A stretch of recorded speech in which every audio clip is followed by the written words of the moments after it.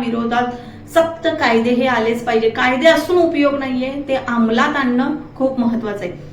देशाला स्वातंत्र्य मिळून 78 वर्ष होऊन गेलेली आहेत, तरी सुद्धा आजही आपल्या महिला ज्या आहेत त्या सुरक्षित नाहीयेत आपल्याच देशामध्ये.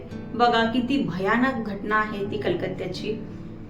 प्रत्येक स्त्रीने त्या घटनेबद्दल जर डीप माहिती घेतली असेल, थोडीशी जरी माहिती घेतली असेल किंवा इंटरनेटवरती जर तुम्ही 1-2 व्हिडिओ पाहिले असतील, त्यातून तुम्हाला लगेच लक्षात येईल की काय घडलेलं आहे, कसं घडलं असेल. कल्पना करून बघा काय कंडिशन असेल त्या महिलेची, त्या स्त्रीची. एवढं उच्च शिक्षण घेऊन सुद्धा आई वडिलांचे किती कष्ट लागले असतील त्यामागे, तरी सुद्धा मुलगी शिकलीये, सवरली, सगळं काही झाले, स्वतःच्या पायावर आलेली आहे, पण तरीही सेफ नाहीये, सुरक्षित नाहीये. आपल्याच जागेमध्ये ती सुरक्षित नाहीये. तर ही जी घटना आहे बऱ्याच दिवसापासून डोक्यामध्ये घुमतंय, माझ्या नुसतं घुमतंय, विचार जात नाहीये. जेव्हा डीपमध्ये मला कळालं, त्यानंतर मी जवळजवळ 2 ते 3 दिवस अजिबात व्हिडिओ बनवला नव्हता. तुम्हाला लक्षात आलं असेल की मी 2 मिनिटाचे किंवा 2.5 मिनिटाचा 3 मिनिटाचा व्हिडिओ टाकलेला आहे. हे या मागचं कारण, त्या मागचं जे कारण होतं हेच होतं की डोक्यातून ते जात नव्हतं. कसं बसा विचार थोडासा कमी केला, थोडंसं स्ट्रॉंग बनण्याचा प्रयत्न केला आणि मग परत विचार केला की ही मोठी लोक जी खूप मोठ्या पदावरती बसलेली आहेत, त्यांची तोंड का शिवलेली आहेत. ते डोक्यामध्ये नुसता काहूर माजलाय, तेच विचार. त्याची, त्या स्त्रीची म्हणजे त्या डॉक्टरची जी मेडिकल रिपोर्ट आली, म्हणजे की पोस्टमॉर्टम रिपोर्ट जो आला, तो वाचल्यानंतर किंवा तो पाहिल्यानंतर इतकं भयंकर वाटलं सगळं की कसं केलं असेल, कसा त्रास दिला असेल. आणि त्या म्हणजे त्यांच्या शेजारचे जे महिला ज्या बोलत होत्या, ज्यांनी फक्त फोटो पाहिला होता डेड बॉडीचा, तर त्यांनी सांगितलं की डोळ्यात सुद्धा चष्म्याच्या काचा घुसल्या होत्या आणि डोळ्यातून रक्त वाहत होतं. बऱ्याच गोष्टी आहेत, मी ते बोलू शकत नाही एवढं काही डिटेलमध्ये, पण तरी सुद्धा आता ज्याला त्याला माहीत असेल, पण तरी सुद्धा एवढी भयंकर घटना घडली एका स्त्री सोबत आणि तरी सुद्धा कोणीही शब्द, मोजकी बोटावर मोजण्यास इतकीच लोक त्या संदर्भात बोलत आहेत. बाकी सगळ्यांची तोंड शिवलेली आहेत. का असं कशासाठी? 2-4 दिवसापासून चाललंच होतं डोक्यामध्ये, सगळा विचार चालला होता. 15 ऑगस्टच्या दिवशी तर अक्षरशः काही, म्हणजे माझ्या आयुष्याची तर 15 ऑगस्ट ही पहिली अशी असेल की मी माझ्या दारामध्ये रांगोळी घातली नाही, पूजा नाही, काहीच नाही. म्हणजे झेंडा लावला घरावरती, ते म्हणजे पण आनंद, आतून जो आनंद असतो ना, तो अजिबात नव्हता यावेळेस. बघा लहानपणापासून आपण काय शिकत आलोय की 15 ऑगस्ट असो किंवा 26 जानेवारी असो, हे आपले राष्ट्रीय उत्सव आहेत.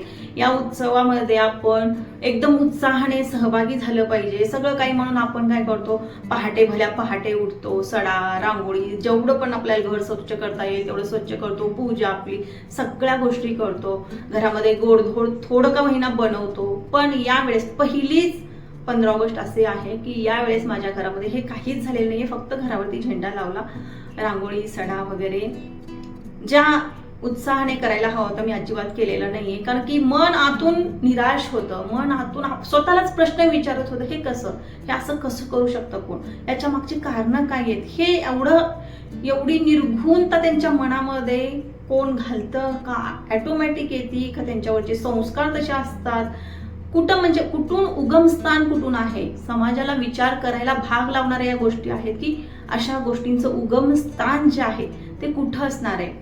तर बऱ्याच गोष्टी विचार करायला लावत होत्या. 3-4 दिवस बघा या व्हिडिओला तर कट भरपूर लागणारे आहेत, कारण की इतकं मी बोलते ना, कंटिन्यू बोलते, इतकं बोलावंसं वाटतंय की अजिबात म्हणजे थांबावंसं वाटत नाही. इतकं दुःख, इतकं त्या आई वडिलांची कंडिशन काय असेल, त्या आई वडिलांनी, ज्या आई वडिलांनी इतके कष्ट सहन करून त्या मुलीला इतकं चांगलं शिक्षण देऊन, ज्या शिक्षणासाठी आज मुलं मुली स्वप्न बघतायत. आता बघा त्या मुलीचं स्वप्न काय असेल, किती मोठी तिने स्वप्न पाहिलेली असतील की असं करेन, परत असं करेन, MBBS कम्प्लीट झालं की म्हणजे झालेलंच होतं, इंटर्नशिप चालू होती वाटतं तिची. तर बघा किती स्वप्न मोठी तिने पाहिले असतील आणि त्या सगळ्या स्वप्नांचा चुरा झाला, आई वडिलांच्या स्वप्नांचा चुरा झाला, आई वडिलांच्या कष्टाचा, म्हणजे जे त्यांनी कष्ट केलं होतं त्या मुलीसाठी, फक्त मुलीचेच कष्ट नव्हते इथं, आई वडिलांचे, त्यांच्या परिवाराचे सगळ्यांचेच कष्ट त्यामागे होते.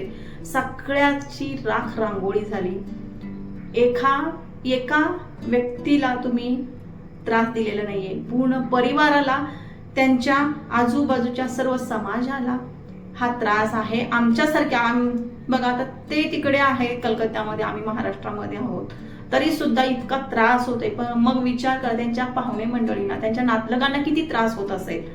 तर एवढा त्रास, एवढी निर्घृणता तुमच्या मनामध्ये जी लोक करतात हे सगळं कृत्य कुठून येते, याचं उगमस्थान जे आहे ते शोधणं खूप महत्वाचं आहे. त्यावरती निर्बंध लादणं खूप महत्वाचं आहे. आणि बघा प्रत्येकाच्या घरामध्ये मुली असणार आहेत आणि त्यासाठी प्रत्येकानेच आवाज उठवणं खूप जास्त महत्वाचं आहे. आता माझं एवढं मोठं चॅनल नाहीये की मी असं खूप ह्याच्याने सांगेन की बाबा असं तसं म्हणून. माझं छोटंसं चॅनल आहे, तरी पण मी छोटासा प्रयत्न करते, कारण की बऱ्याचदा व्हिडिओ बनवताना अश्रू अनावर होत आहेत आणि बघा सगळी सिच्युएशन समजून घेतली मी आणि त्यानंतरच व्हिडिओ बनवत आहे. आणि इथं काही असेल, राजनीती असेल, काही कुठल्याही गोष्टी असेल, पण न्याय हा मिळालाच पाहिजे. या विरोधात सक्त कायदे हे आलेच पाहिजे. कायदे असून उपयोग नाहीये, ते अंमलात आणणं खूप महत्वाचं आहे. बऱ्याचदा होतंय की आता युपी मध्ये योगी सरकार आहे की एखाद्या स्त्रीवरती, एखाद्या मुलीवरती बलात्कार झाला की योगी महाराज जे आहेत ते डायरेक्ट शूट ची ऑर्डर देतात म्हणा, किंवा काही बऱ्याच घटना तिथं घडलेल्या आहेत, तुम्हाला माहित असतील. आणि अशा घटना घडल्यानंतर एवढे महापराक्रम करून त्या व्यक्तीला जर पायाला गोळी लागली तरी सुद्धा काही महारथी असे आहेत की त्याच्या बचावामध्ये येतात. त्याने काय कृत्य केलं त्यामुळे त्याच्या पायावरती मी डिबेट पाहायचं वगैरे सोडून दिलेलं आहे. खरं सांगते ताईनो, मी टीव्ही पाहायचं सोडून दिलेलं आहे जवळजवळ 3 वर्षापासून. कारण की 3 वर्षाच्या मध्यंतरी एकदाच मी 1 महिन्याचा म्हणजे टीव्ही रिचार्ज केला होता. अजिबात पाहवत नाही. अशी महारथी आपल्या देशामध्ये आहेत जे की खुलेआम काही बोलतात, तोंडाला येईल ते बोलतात आणि कोणी काहीच करू शकत नाही. मग त्यामुळे आपण त्रास करून घेतो या गोष्टींचा. जेव्हा मला लक्षात आलं तेव्हापासून मी टीव्ही पाहणं बंद केलेलं आहे.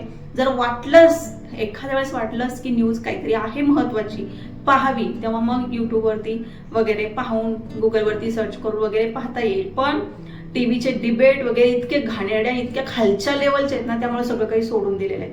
बघा हा व्हिडिओ खूप मोठा झालाय, मला टाइम दिसतोय, पण मी एवढा व्हिडिओ टाकणार नाहीये. काही पॉइंट्स टाकणारे आहे माझे, जे की मला म्हणजे मला महत्वाचे वाटतात. खूप खूप मोठा व्हिडिओ झालेला आहे, खूप मी बोललेली आहे, पण एवढं काही सांगण्यात हे नाहीये.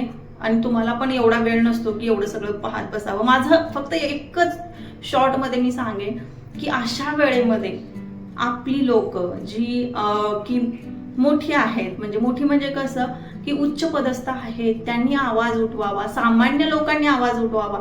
फक्त ती एखाद्या डॉक्टरची लढाई नाहीये, तर सगळ्या महिलांसाठी भविष्यात अशा घटना घडू नयेत यासाठी हा आवाज उठवावा अशी रिक्वेस्ट आहे.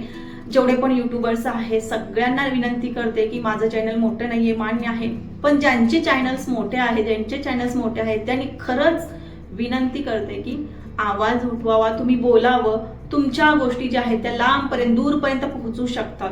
त्यामुळे विनंती करते की सगळ्यांना रिक्वेस्ट आहे की तुम्ही आवाज उठवावं. हिंदीतले असो, कुठल्याही लँग्वेज मधले असो, सगळ्यांनीच आवाज जर उठवला तर हे खूप मोठं म्हणजे आपल्याला म्हणता येईल की खूप मोठी ताकद आहे सोशल मीडियाची. यापासून खूप मोठे मोठे कार्य होऊ शकतात. तर सगळ्यांना रिक्वेस्ट करते की सगळ्यांनी व्हिडिओ बनवावा. एक छोटासा का होईना, 2 मिनिटाचा का होईना, 1 मिनिटाचा का होईना, पण आवाज तुम्ही तुमची स्ट्रॉंग करा, तेव्हा सगळ्यांना न्याय मिळेल.